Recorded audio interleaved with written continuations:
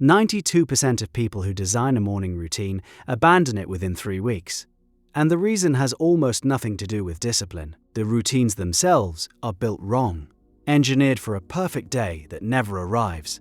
By the end of this, you'll know how to build one that holds up when the alarm doesn't go off, the kid is sick, and you slept 4 hours. Most morning routines you see online share a fatal design flaw. They assume tomorrow looks like today. Wake at 5, meditate, journal, cold shower, smoothie, exercise, read. The list is gorgeous on paper.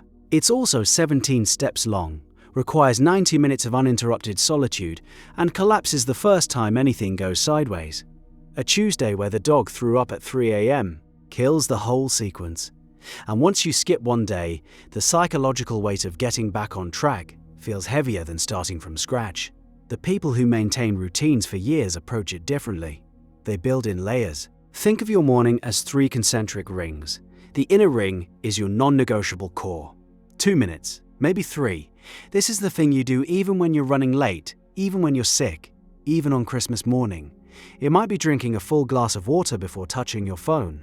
It might be 60 seconds of stretching. It might be writing 1 sentence in a journal. The content barely matters. What matters is that this ring never breaks. It's your anchor point, the thing that lets your brain register, I did my routine today, regardless of what else falls apart.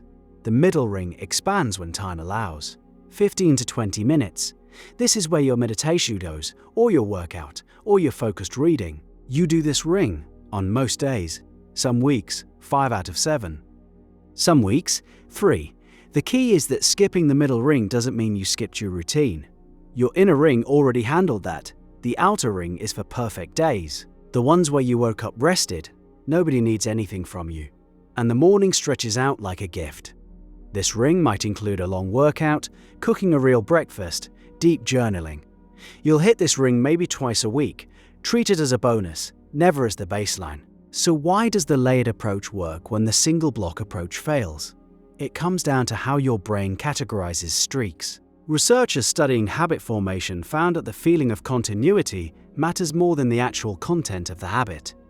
Miss one day of a rigid routine and your brain files it as a broken streak.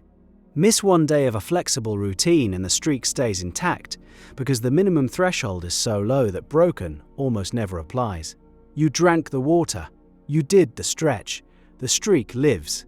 This is where most advice gets the direction of causation backwards. People think motivation builds the routine builds the motivation. That glass of water at 6 a.m. is a tiny act of self-governance. Your brain registers it as evidence that you're the kind of person who follows through. That evidence compounds. After 30 days of unbroken inner ring execution, the middle ring starts feeling almost automatic because your identity has shifted underneath you. But the layered structure only solves half the problem. The other half is environmental. Picture your bedroom at 6 in the morning. Phone on the nightstand, screen facing up. The second that alarm fires, you're already holding the most addictive device ever engineered. 30 minutes evaporate into email and Instagram before your feet touch cold floor. You know this pattern. You've lived it hundreds of times. The fix is stupidly simple. Charge your phone in a different room. Buy a $7 alarm clock. This one change, physically separating yourself from the phone, reclaims the first minutes of your day before willpower even enters the equation. Willpower is a lousy gatekeeper. Friction is a brilliant one. Every obstacle you place between yourself and a bad default behavior does more work than a month of good intentions. Apply the same logic in reverse for your routine. Want to meditate? Put the cushion in the middle of the hallway so you literally trip over it. Want to exercise? Sleep in your workout clothes. Want to journal? Leave the notebook open on the kitchen counter with the pen resting on today's date. You're engineering the path of least resistance to point toward the behavior you want. There's a subtlety here that most people miss. The order of your routine matters more than the content. Put the hardest thing first, and you create a psychological barrier to starting. Put the easiest thing first, and you create momentum. That's why the glass of water works so well as an inner ring. Zero friction, zero decision making. You walk to the kitchen, you pour, you drink, done. Now you're in motion. A body in motion tends to stay in motion.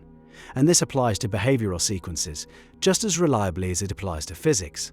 The second element in your sequence should be something with mild physical engagement: stretching, a short walk, push-ups, anything that shifts your body out of the residual heaviness of sleep.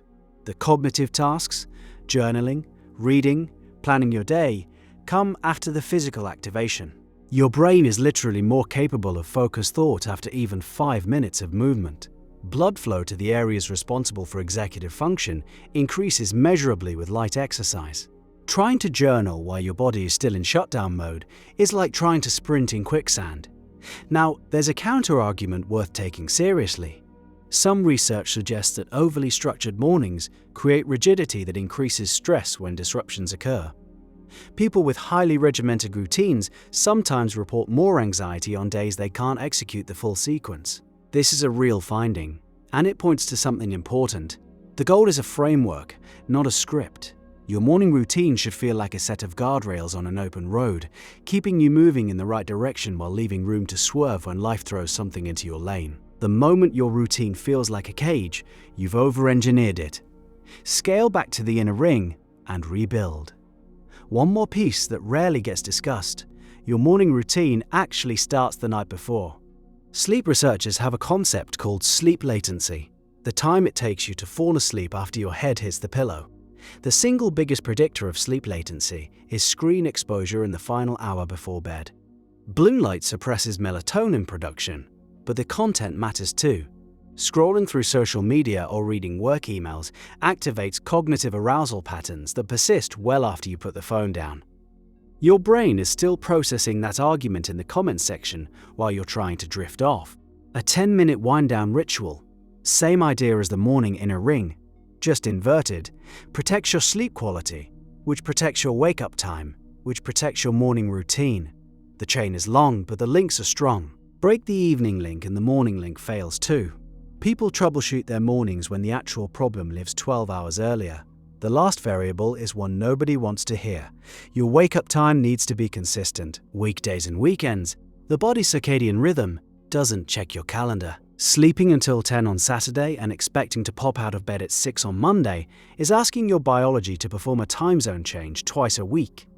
Every time you shift your wake time by more than an hour, you're essentially giving yourself a mild case of jet lag. Do that 52 times a year, and your body never fully calibrates. You don't have to wake at 5 a.m.